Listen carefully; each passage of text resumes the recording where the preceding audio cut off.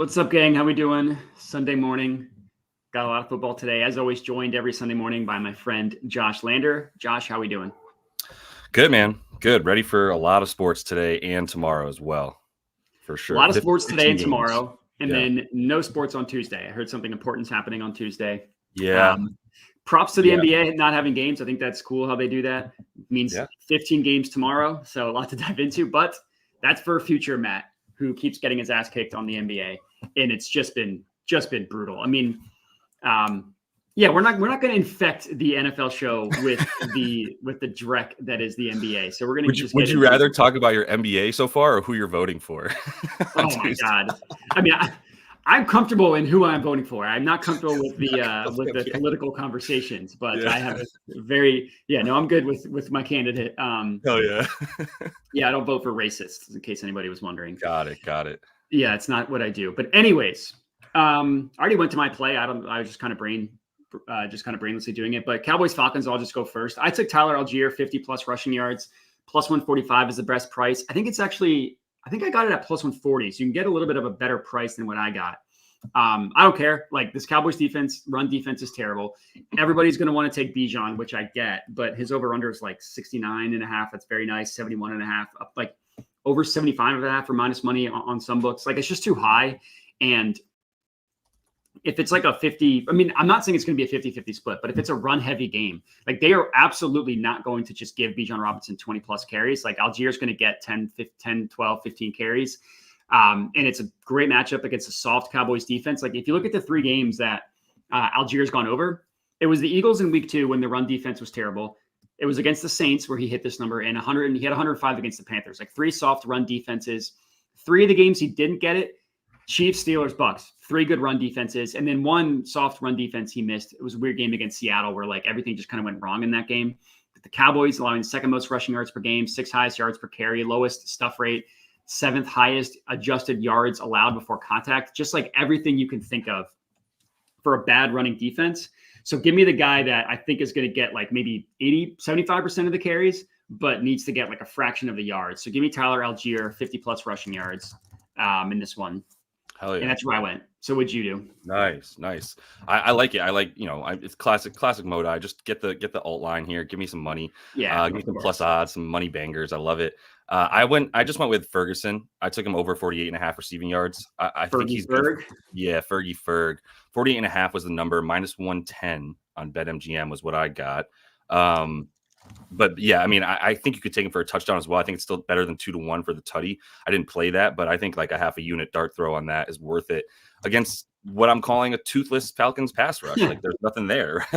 They're not even trying. It's toothless by choice, really. They're just this prevent defense on like every single down. I think that's great for finding soft spots for a guy like Jake Ferguson, who has a really good ADOT for a tight end, especially, right? And he's coming off a few bad weeks. I mean, last week for sure, and the week before even the Detroit humiliation, and then last week was the San Francisco humiliation. A lot of humiliations. Yeah, but Fred, I'll give him the pass for having been guarded by Fred Warner last week, who's linebacker from Lawrence Taylor. But previous 3 before those last 2, much easier competition. 6 receptions a game, 6 receptions on 8 targets. So really nice catch percentage and 71.5 yards per game, 11 yards per reception. So I love where he's at on that. I like that AJ Terrell is going to be on CD. And as soon as you get rid of AJ Terrell, we're much better, obviously. But they've allowed a good amount to tight ends, including the 2 touchdowns to Kate Otten last week, 9 receptions for him, 81 yards. I like the way that tight ends are able to get theirs. If they're able to run basically like a 10, 11-yard route and turn around, you're going to be good to go. And that's Jake Ferguson. So. Yeah, and I think this could be a good like kind of get right spot for Dak. Like you said, the pressure is what's been getting to him, and that's not going to be an issue with the Falcons. Someone in the comments I wanted to ask. Obviously, I know you're on Jake Ferguson. Did you look at London at all? I did. I looked at him for a tutty because it was still plus 115 when I was looking at it yesterday.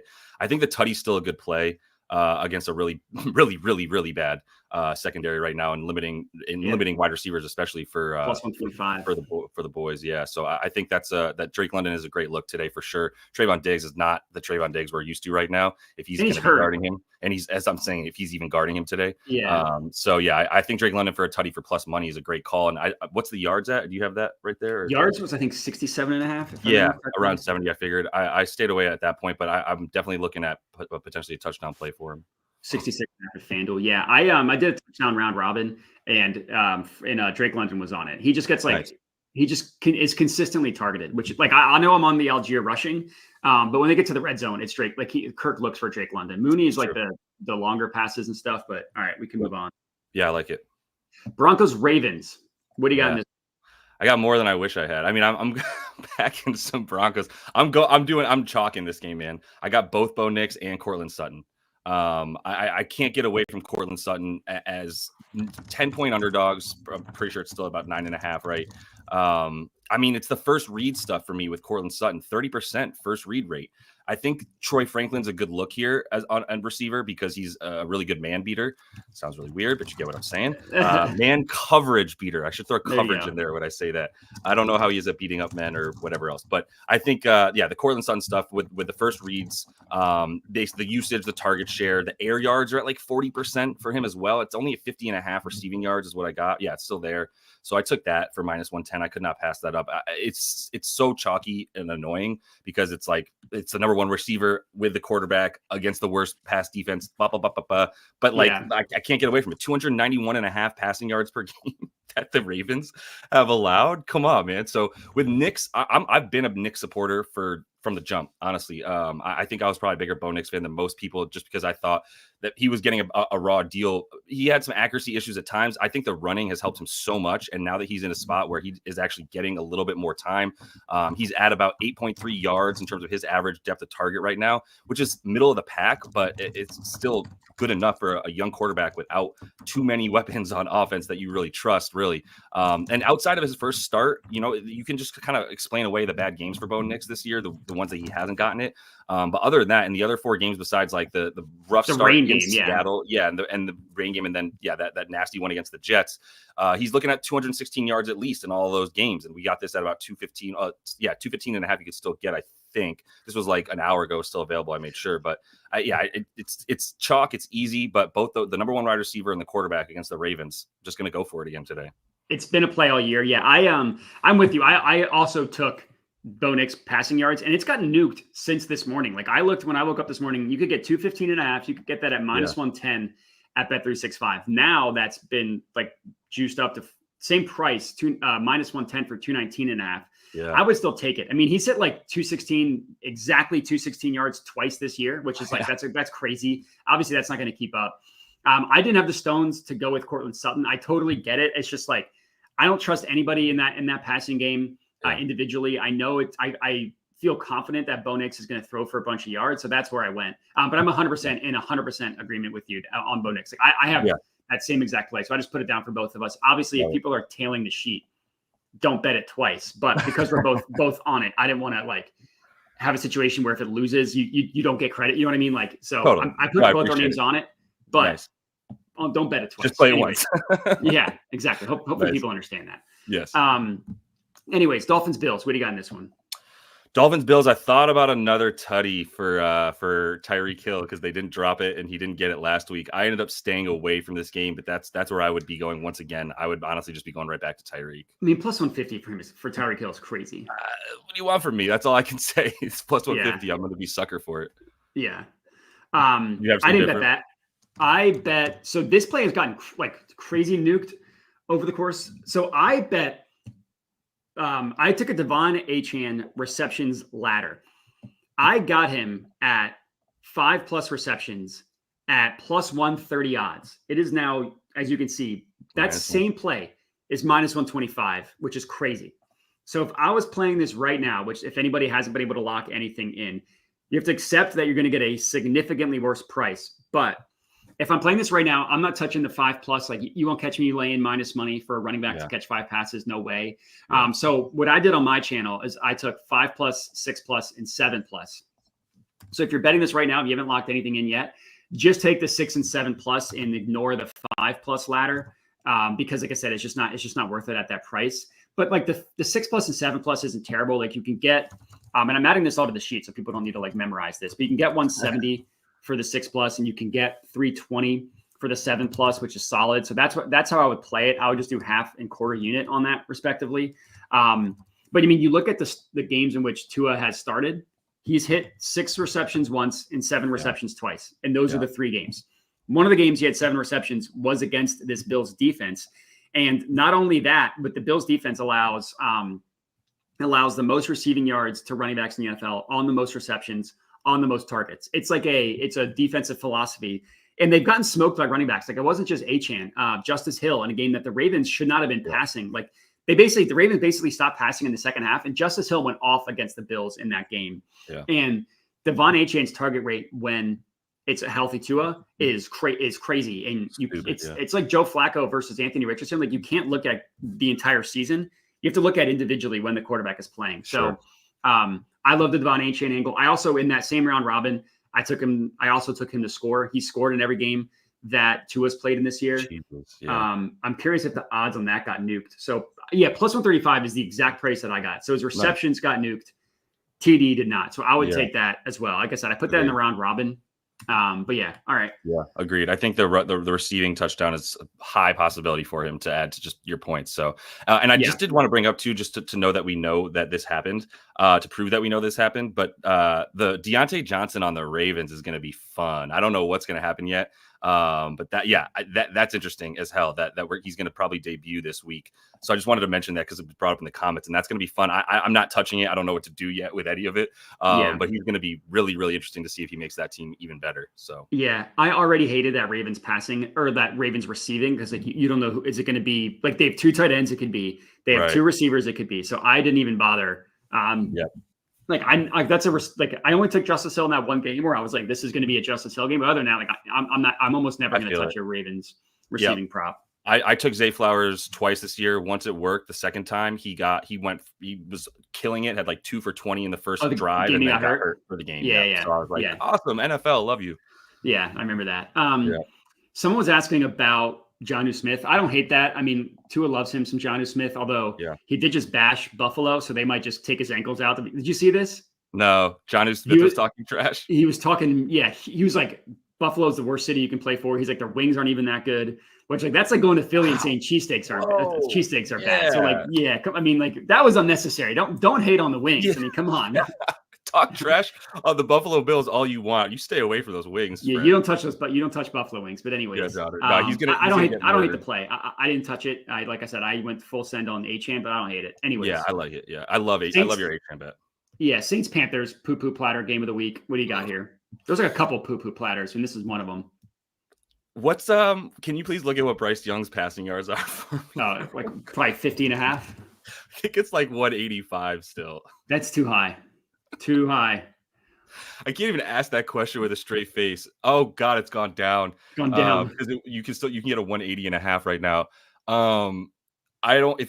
Look, sometimes we should be betting with keeping entertainment in mind. And if you don't want this on your Sunday, just spoiling your Sunday platter, like stay away from this game. But you got to be able to throw 181 yards as a NFL QB. So this would be the moment in time once again for Bryce to get it. I'm not putting this down. I want this to be my bet, but it's still just Chuba Hubbard over 54.5 rushing yards. This is the worst run defense in the league. It has been that for the last 4 weeks. It's ranked 31st in rush EPA, whatever you want to do. It's the worst. It's porous. It's injured. It's not a good defense. I got to at least take the rushing. I know Jonathan Brooks is in there. I'm still not scared of it.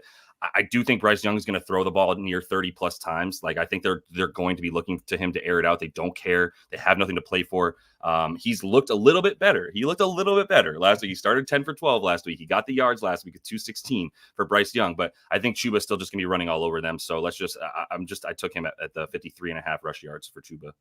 So for context, his last 20 games, his last 19 games, he's thrown for at least 180 yards, 8 in his last 19 games, 8 times. Right. So you want to tell me an NFL quarterback should be able to do it? I would agree. I would argue that he's not an NFL quarterback, nor is this an NFL offense.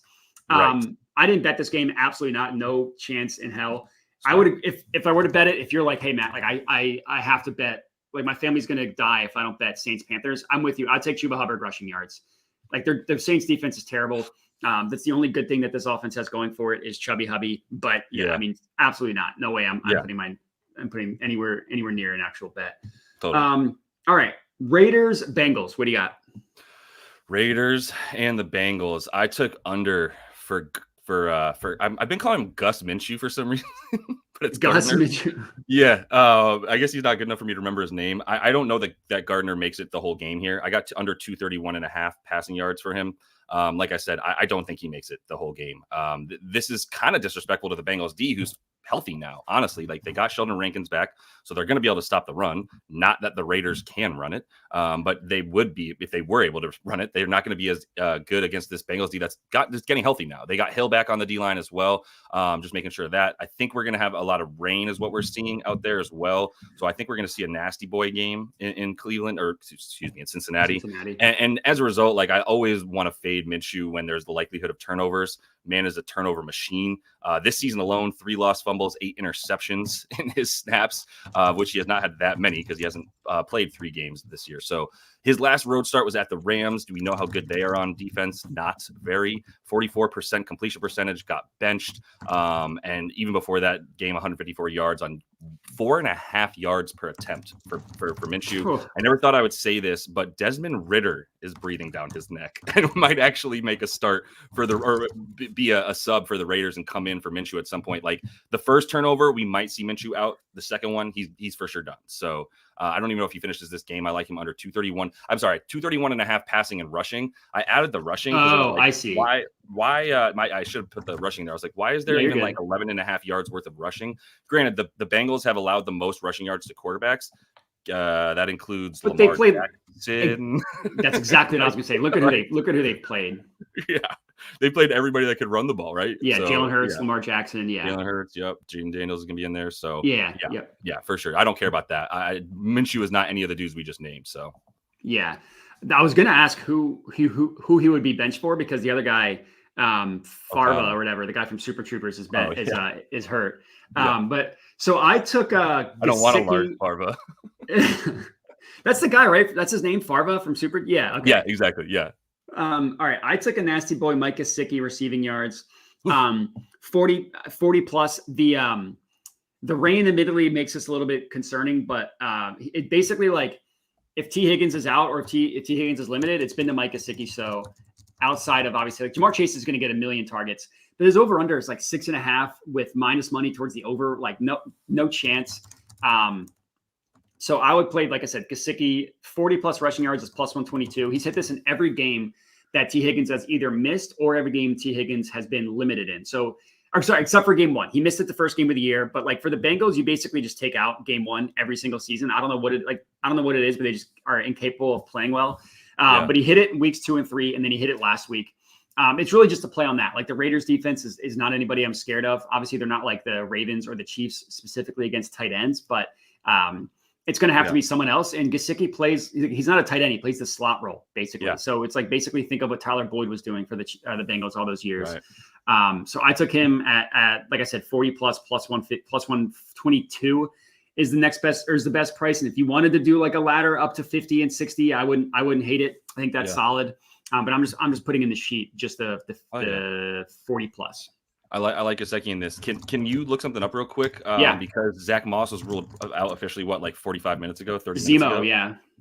So we got a Chase Brown ATTD look. Can we look at Chase Brown real quick? Because I was already kind of considering him in this game. I think the Bengals will be able to run all over this team.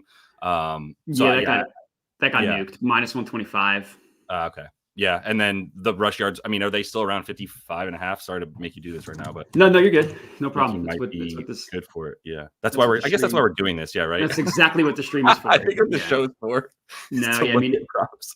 Yeah, it got up to like 67. Oh, it's up close to 70. Yeah, okay, cool. Yeah, I should have just taken that like 55.5 before Zach Moss got officially ruled out. Didn't do it because there's 12 NBA games on a day right now, but you get the point. Yeah. Yeah. I mean, if it was at the 50 price, like in that, I'd be good. But this Bengals offense cannot run. Their run offense is terrible. So even in a good matchup against a bad Raiders defense, like they just can't run. I agree. So all right, we got push. We got Chargers, Browns. I got nothing in this game. Let's keep it moving then. I promise you, I got nothing either. We don't need to waste time. Commanders, Giants. This is what I've been waiting for. You said this is the one you've been waiting for? Yeah, but go ahead. Okay, well, I was just going to say, I don't have an official bet. Okay. I would take the Brian Robinson rushing yards. Okay. Wait, did he get ruled out? No. Because that's taken down, and now Eckler is also taken down. So maybe if something, go ahead. I don't know if something happened with Brian Robinson or maybe Daniels or Eckler. He's inactive. Yep, inactive for week 9. That came out 5 minutes ago. Brian Robinson is? Yeah, Brian Robinson Jr. Just all right, in case so you confused him with his dad. He is on one of my fantasy teams. So I got to get him out of the lineup. Yeah. Oh, geez, Brian, that sucks. All right, so it looks like I am starting Lee. This is not good. What are your options here? Travis Etienne or Jaleel McLaughlin. Oof. So that's I guess you got to go Travis. Is Tank fully healthy? I think they're both hurt, which is the problem. Yeah, I know. That's my deal with Tony Pollard in Tennessee. He's hurt, so is Tajay Spears. I don't know what I'm doing. All right, I gotta do some shenanigans, some fantasy shenanigans. Some fantasy shenanigans while I tell you about Jaden Daniels and Malik Neighbors. As we kneel at the church of the 2 rookies right now because they're so freaking good. I'm not even scared of Malik Neighbors at 6.5 receptions. Is that insane? Like I'm down to take a rookie receiver over 6.5 receptions. I got it plus 110. I think you can still get plus 105 ish or so for the 6.5. Wow, minus 1. Yeah, okay, you get plus 115 still. Okay, that's better price than I got, and I could have bet on 365. But this is a situation where he's the target master, right? First of all, crazy. It's crazy. It's dumb. Number 1 in target rate for his team in the league.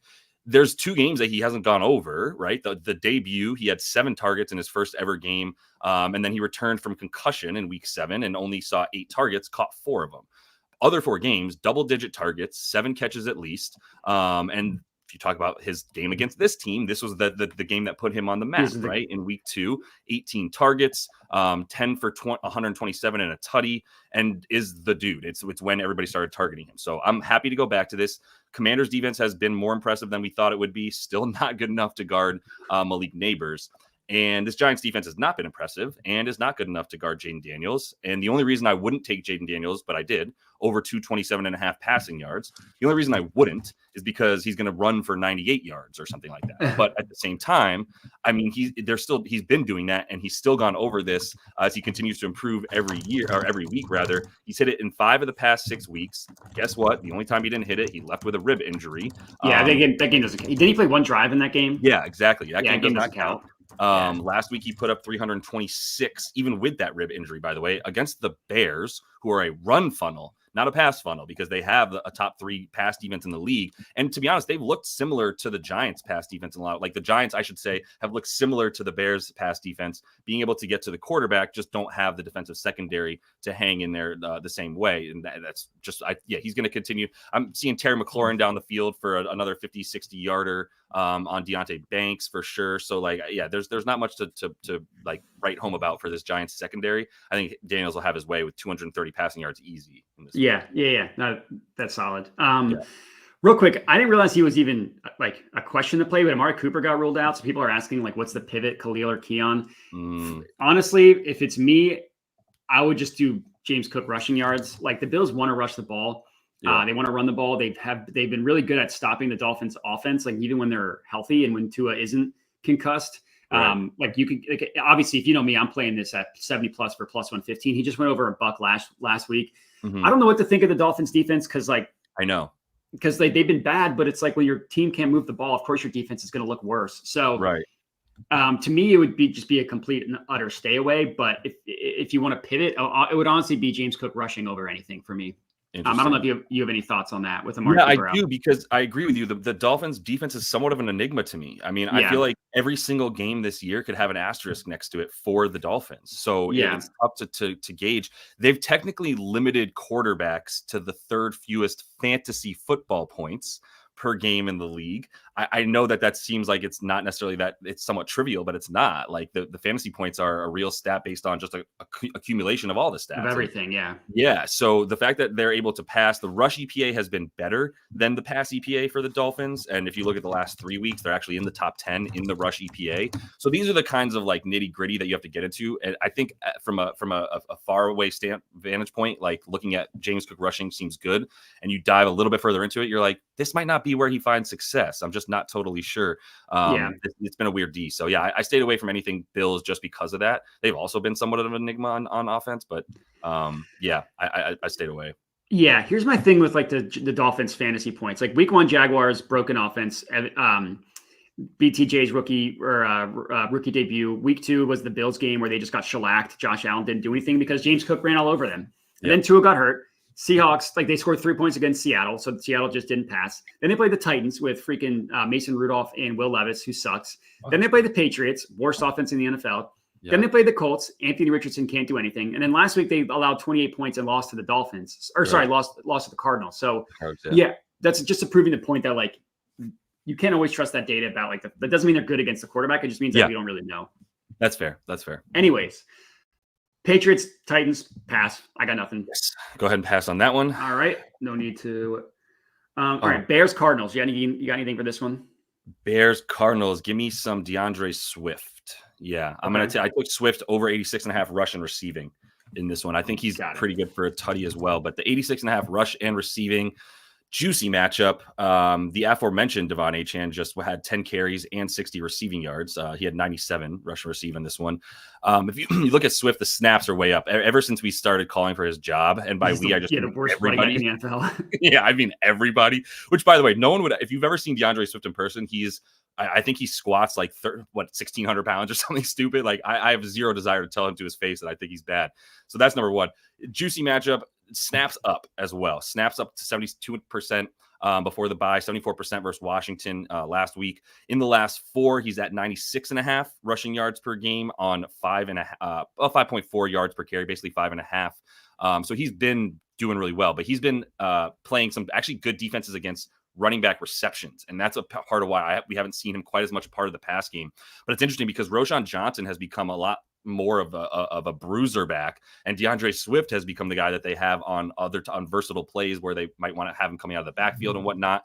But even though he was held to 0 catches last week, previous 13 of his 13 targets he caught, he was at a 44% route run rate as well, which I love, showing that he is the guy that they're looking to have catch balls out of the backfield. 10 yards per reception on the season, which obviously that's the average. The median is a lot closer to like 7.5 yards, but that's absurd for a running back any way you put it. And any touch that he gets, 5.1 yards per touch with about 20 touches per game for the last 4 games. So I think he's fully back. He's had a bye in there as well. And I think that we went too far the other way with DeAndre saying he wasn't good. And he's shown us the truth of it. You got a good price. You said he got 86.5. Yeah. Would you still take it at, looks like like most books are 90.5. Would you still take like the 4 number? I said to people playable to 89.5 is where I put it. All right, then I'll do that. I'll do the 89.5. Yeah. I'm fine with 89.5. That's the ceiling for me. Okay. Rushing plus I'm putting the sheet. I took James Conner rushing yards in this one. You kind of already mentioned it. The Bears have a soft run defense. This is not going in the sheet for me. It's like more of a lean. It's a high number, which is always a little bit scary for someone that's not like Derrick Henry or like Saquon Barkley, but it's a high number for a good reason. James Conner is really good, and the Cardinals offense, they want to run the ball, and the Bears defense, as you mentioned, their run defense is bad. And like the Cardinals passing offense is kind of a wreck. Like they don't seem to know what they know, like they don't seem to know what they want to do, and they don't know how to best use Kyler's legs along with Marvin Harrison Jr. and Trey McBride, and even like Michael Wilson's not bad. Like they got some weapons there, they just don't know how to use them. But they love giving the ball to James Conner. Again, I didn't bet it. There's other players on the board, other better plays on the board, but I don't hate the look for James Conner rushing yards. Agreed. Yeah, always target those running backs against the Bears. That pass defense is so much better. Yeah. Yep. Cool. All right. Moving on. Jags versus Eagles. I don't think we have clarity yet on who's playing because this is the afternoon game. And there was it's Gabe Davis, it's Brian Thomas Jr., it's both running backs. Like we don't know who's playing in this game. So it's tough if you're betting on any Jaguars props. But with that in mind, what do you have? Nothing. I was going to look at Evan Ingram for that. I don't know what he's at. If you want to take a quick look at what his receiving stuff is at, that's the only guy that I would be trusting right now on that offense. And then, for the against the Jags, like you just take wide receivers. Do you have a receiving prop in this one? Let me just ask you that. Yeah. So I took AJ Brown. These odds on this got nuked. Obviously, like it was like 78.5. As you know, I did a ladder for this one. So the way I played it, I took him 80 plus, which I got at plus 105. That's now minus 115. I would still take that. That's fine. That's not enough of a change. And then I laddered him to 100 plus. So those are the two numbers that I took. The 90 just like wasn't really worth it. Like if I'm taking 80 at plus 100, I'm not taking 90 at plus 120. Like it just didn't make sense to me. So I only did the ladder up to 80 and 100. Like the only concern is a blowout. Like if it's a game where Jalen Hurts, like if AJ Brown doesn't hit this in the first half, he might not need to hit it in the rest of the game. That's the only concern here. It might be a game where 2 weeks ago against the Giants, the Eagles threw the ball 14 times. Like that's how they want to play if they can. Yeah. But if you just isolate the matchup against this Jags defense, it's amazing. And AJ Brown's been phenomenal this year. He's hit 80 yards in every single game, which you would want to be like, okay, well, how come we're not fading recent results? He hit 84 receiving yards last game, and like nobody mentioned his name. It was the most quiet 84 receiving yards that you'll ever hear because he didn't score a touchdown. It was the only game he didn't score. And he didn't have a 40 plus yard catch. It was the only game in which he did not have a catch that went at least 40 yards. Last week was Devontae Smith. He got all the shine, long touchdown bomb, huge play. This week it's going to go right back to AJ Brown. You look at all receivers that have at least 15 targets, which is not that high of a number. It just like basically takes away the outlier, like one catch for 20 yard type of guys. Right. Second most receiving yards per game, only Nico Collins is ahead of him. Number one in terms of yards per route run, number one in terms of yards per target. It's all because of the explosive plays.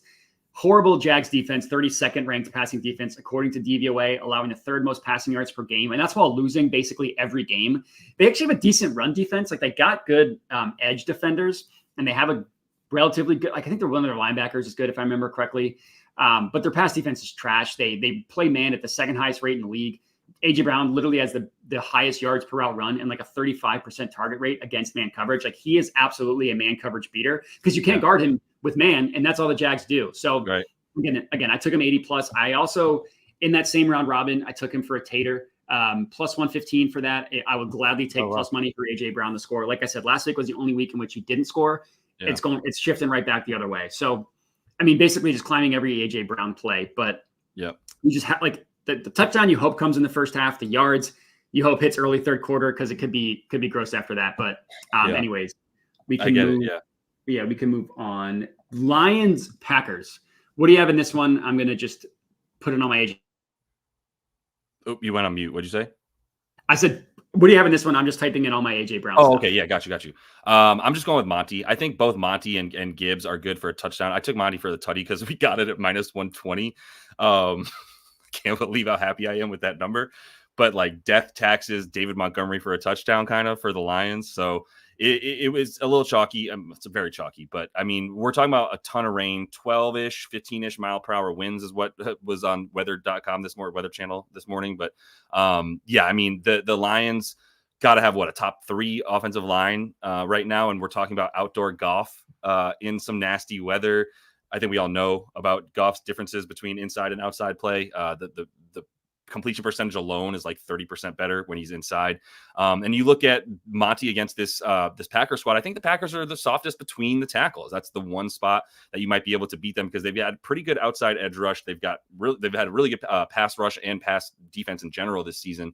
But I think the stuff on the ground is where you beat them. And we know the Lions are going to run 50%, an even higher run percentage for them on the road versus at home. They love to just have Goff toss it all around when they're in their own dome. But otherwise, yeah, we're talking about a really high run percentage. And yeah, so if you look at the guys that have played well against the Packers too, Bigsby mostly through the middle, Mixon also mostly through the middle. Both those dudes just gashed this team in the last few weeks. And yeah, you're going to see Monty getting that ball inside the 5, obviously inside the 10, more than Gibbs. I think Gibbs is probably still good for a touchdown in this one, to be honest. I mean, if you parlay both these dudes tutties for like the entire time they play together, I think you hit in like 13 of 20, 12 of 19, somewhere in that range. So I have no problem with Gibbs either. I think the running game is going to just be most of what they do today. And I would not be looking at much stuff for the pass game for this Lions squad. Yeah, I like that. I like that a lot, especially like if Jordan Love's hurt, like if he looks the same way he looked last week, he's not going to be able to do anything. He was terrible. He was terrible. Yeah. And he's questionable. He's going to try and play, but like you want to play through a groin injury. Yeah. I don't know about that. So I had Sam Laporta anytime touchdown just because I love the odds plus 220. Like no JMO. We're basically looking at the same role that Laporta had last year when he was phenomenal in the touchdown department. The Packers defense is weak in terms of guarding the tight end. But again, you're getting like an awesome plus 220 price. Like the first 2 weeks of the year, this was in the plus 150 range, plus 135. And I think that he's going to go back to what we thought of him last year. He scored last week. He almost had 2 touchdowns. So I'm not adding it to the sheet. I love the Monty look. I mean, that's minus 120 is honestly a gift. Like he should be in the Kyren Williams, Saquon Barkley rushing touchdown range, which is in like the minus 160s. So I think that's solid. And to go back to that Eagles game, this honestly isn't terrible strategy. If AJ Brown has a bad first half, take his live bet for receiving yards. My only caveat is if the game is close. If it's within 7 points, then 100%. If the Eagles are up by like 14, then they might just run the ball out the entire second half. But I don't hate that at all. That's a good look. All right, next game, Rams Seahawks. What do you have in this one? Rams Seahawks, also nothing. Didn't have anything for this one. Looked at it for a decent amount of time, but I've got about 11 plays in here right now, so I was good on going too deeply in that one. Yeah, I feel that. Although Cooper Kupp would be who I was targeting. We don't know what's happening with Puka. That's what I was looking at. Yeah, the last report I saw is that he will play, but like who knows? I know, I get that. I didn't bet this one either. I like the angle for Kyren Williams rushing yards, but look how high that is, man. It's 89.5, 92.5. This is a soft Seahawks defense. I targeted them last week with James Cook rushing yards, and he smoked that out of the water. But James Cook was like plus 120 odds to get to 70, and Kyren Williams, you're paying plus 130 to get to 100. And he's like Kyren's good, but he's inefficient. Like he if you look at all his yards per carry, all that stuff is bad. It's because of a bad Rams offensive line. So I didn't think it was worth it at that price, but I think he's got a good matchup for it.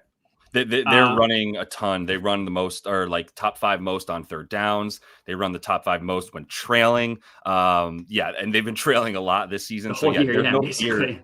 Yeah, I mean, I people have tried to trade for Kyren Williams from my fantasy team, and I was like, I understand this team sucks. I'm still not giving up their running back. He's no way beyond a workhorse. So no way. All right, last game, Colts Vikings. This game could be a great game because we get Joe Flacco. If this the screen decides to load. But anyways, what do you have in this one? It's got some Flacco like legendary game going on. Right? Like there's some 425-yard passing possibilities going on in this one, and they'll probably will have to. So give me the man, the myth, the legend, Josh Downs, my buddy, my namesake. Josh Downs, I got over 58.5 receiving yards. I think he's latterable. I mean, it's interesting because he's been more targeted. He's been better overall, more efficient, everything than Michael Pittman, regardless of which quarterback is out there. But now we have one that can actually connect with consistency as opposed to Anthony Richardson, who's just not there yet. So in the 2.5 games, it's been 2.5 exactly games with Joe Flacco, 24 of his 30 targets he's pulled in, 72.3 yards per game. I mean, he's just going to get him. He already got going last week with Ant as well. I mean, he caught 4 of 9 for 109 last week with AR. Now we're talking about him in the situation where you've got to beat the blitz. Brian Flores, the Vikings, it's going to be blitz city, and there's going to be pressure city no matter what. This is the dude who is that blitz beater in a lot shorter throws, 10 plus targets that he had the last time that he faced this team. which was not, it might have been last year. It was either last year or the year before. And we should be looking at some negative game script. The Vikings is what they do. They get out early. They've got the best point differential in the first half. They have the second most amount of time leading in the league right now, because they just come out and do what they need to do on offense right away, knowing that their defense is just going to bring it, and they need the lead for that defense to be as effective as it is. And granted, like that's might be a little bit of a problem for a really dominant. It would be a problem for a Colts defense that might be dominated on the offensive line by this Minnesota pass defense and rush defense, I should say. But I mean, with the amount of passing plays that Joe Flacco is going to have, I mean, how easy is it to see him throwing 41 times this game and having to do that? Then we're going to be looking at a lot more Josh Downs, maybe some Alec Pierce, maybe Michael Pittman will show up. I don't know, but I know Josh Downs will, so I'm going to go with him. Yeah, I like the Downs look. I think that's solid. I just laddered Joe Flacco passing yards because I didn't want to call my shot if like Alex Pierce gets a 90-yard play, if Michael Pittman, like I totally get the Josh Downs, and I think that's solid. I just took the Flacco ladder. I took him 250 plus, I took him 275 plus, and I took him 300 plus. I mean, I don't know if Joe Flacco, whenever he gets in the game, he just ignores whatever the coach's play call is and just audibles to a pass, because he passes the ball an obscene amount when he plays. And I'm going to switch my screen just to show people there we go. Share this instead, just to show people like this is his passing yards the last 20 games. It's a lot of green. And you see the games where it's like, he didn't play that game. One of these games, he only took like 80% of the snaps. Yeah. So like, and if you just look at the last 10, I mean, that's a lot of green. That's a lot of green. Again, this one, he only played 80% of the snaps. This one, Tennessee, very good passing defense, shitty offense. So teams don't throw against them. And then you want to look at the passing attempts. Where is PA? Consistently in the 40s. It's in this game, we only had 29. He threw for 300 yards in the first half. And that was like a rainy Thursday night football game last year. So any Flacco, like this isn't all you can, any way you want it, like just bend over however you want me passing for Joe Flacco, attempts, yards, however you want it. And all you can pass buffet, whatever you want to call it. Yes. He's going to climb that full ladder. I also like, this is another one that I put in the round robin. I like Michael Pittman for a touchdown. You're still getting like plus 230 for him. They're pricing that like they think Anthony Richardson is still the starting quarterback, because Pittman has only scored 2 games this year. Both were the games that Joe Flacco started. He has 5 red zone targets in the 3 games in which Flacco has played at least 80% of the snaps.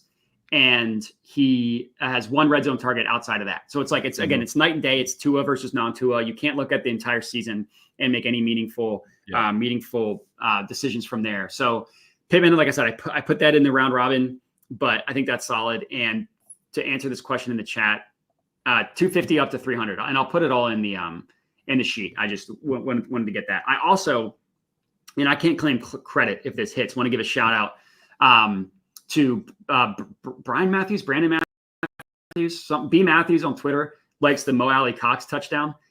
If that, like he was on that, I got to give him credit. But when I looked into it, the logic made sense, and it's the same exact logic as Michael Pittman. Flacco loves throwing the ball to the tight end, and Mo Alley Cox scored in one of the 3 games where Flacco started. He's got like 4 red zone targets in those games as well. Only 1 red zone target the entire year outside of that. And plus 700 for that is crazy. So if you play it, hit it for a quarter unit. I won't claim credit if he does hit. I will give it all to B Matt at action, but I think that's a solid look. That is. I think it's a good look because Joe Flacco loves his slot. Mo Alley Cox spends a lot of time in the slot as well. So it's in the red zone specifically. So that's definitely a good touchdown lift for that big man. Yeah, and like you said, he loves throwing to his tight ends as well. Yep. So cool. All right, that's Sunday Night Football. Anything else you got for today? Any NBA stuff you want to just give out real quick? Anything you got? Man, there's 15 games tomorrow. So I'm actually going to be spending a lot of time looking at tomorrow's games. There's 3 today to look at. I haven't gotten anything for those today yet, to be honest. Had a busy day yesterday with other stuff. But anyway, this NBA slate's going to be really fun on Monday. I'll be looking at mostly that today for Monday with 15 games before Election Day on Tuesday. Yeah, there you go. Yep. The only NBA play that I had, I can't imagine you're going to disagree with it. Anthony Black assists. The books don't know. They don't know how to price that. They don't know what they're doing. What's it at?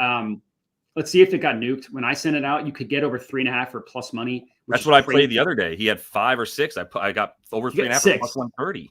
He had 6. No, my Discord tailed you on that. I didn't send it out because like it wasn't my play, so I don't send out plays I get from other people. But I mean, he had 6, and he didn't play the entire third quarter for whatever reason. Yeah, dude. I mean, my Discord, whenever they talk about Modi, I call you their boyfriend. I'm just the side piece of my own Discord, so like whatever. it depends on the guy. I mean, like Legacy. Legacy. Yeah, he loves you. He's everybody, man. Like no one can take credit for, no one claims Legacy. That's true. That's a very good point. Anyways, yeah, I took 3.5 for a unit. I took 4 and 5 for each, or sorry, I took over 3.5 for 1 unit. Yep. And then I took 5+ and 6+ each for a quarter unit. So I'm risking 1.5 units total. It's the only NBA bet I've made so far. It's probably the only one that I will make. Because like I said, I've just been getting bent over by the NBA this year. A lot of it's terrible shooting. Like I think you and I kind of are aligned on that. Like if I bet on the guy and he goes 6 of 17 from the field and he's within 3 points of his point total over under, that's a good read. Like you can say that's me just like coping or making myself feel better. No. In my opinion, that's a good read. Yeah. And that's happened like in an insane amount this NBA season, which is what it is. That's exactly right. And that's all you can do in any sport. Like, I think that's just sports betting to a T, is like, you can only project volume. You cannot project results. And so like, you just got to find the spots where you're sure this dude's at least going to be heavily involved. And it's the same in the NFL. You're not going to take a dude who's got targeted 4 times last game for 5 receptions in the next game. It's just unless you have a reason to project more reception or targets. Right. So yeah, in the NBA right now, dude, it's just stay the course. Like the dudes that are winning are the chalky, stupid bettors that are really helping us by just, go ahead and take Jokic over rebounds every time. Great. Like play that every time or what have you, right? Or just this like hit rate stuff where it's like in the last 5, he's gone over 4 times on the road. What the fuck does that? What does the road? Yeah, it means nothing. Is the road and the home splits even matter for him? No, it's the same. So like those dudes are just going to trickle out, and we're going to keep going up as things start to come back to the norm, to your point. So yeah, just stay the course is where I think we're both at with the NBA. And I'm up a decent amount right now. I'm not like treading water or anything, but I know I could be doing better. 3 I'm not. So yeah. Anyway. That's what I understand. That is when you're in the moment, it's like you just want to rip your hair out. You're like, can I just get one of these guys to shoot normal? Like when it's 3 in the same night, like multiple nights in a row, you're just like, come on, man. But when you're sitting there by yourself with your tequila on the rocks, just like feeling bad for yourself, just know that like you just see miss shot. And you're like, oh my God. Just know that when you're asking yourself, am I even good at this? Do I even know what I'm talking about? You do. You're fine. Yeah. Just let me be your confidence for a we you get imposter syndrome a little bit. Exactly. Like, have I always been the dumbest person who's ever lived? Right. Cool. All right. Anyways, we're live on both mine and your channel. So everybody here should know where to find you. Everybody here knows where to find me. Yep. I don't know if I'm going to do a stream tomorrow. This might be the last stream for me for the next week because I'm flying out of town for a wedding. I will have a Monday Night Football video, and I will have an NBA video tomorrow, and then we'll see for the rest of the week. So appreciate everybody for tuning in. Again, make sure to follow me, make sure to follow Josh, all that stuff. And we will catch you next time. Let's all win our bets today. Everybody bet responsibly, and let's have a good Sunday. Let's get it.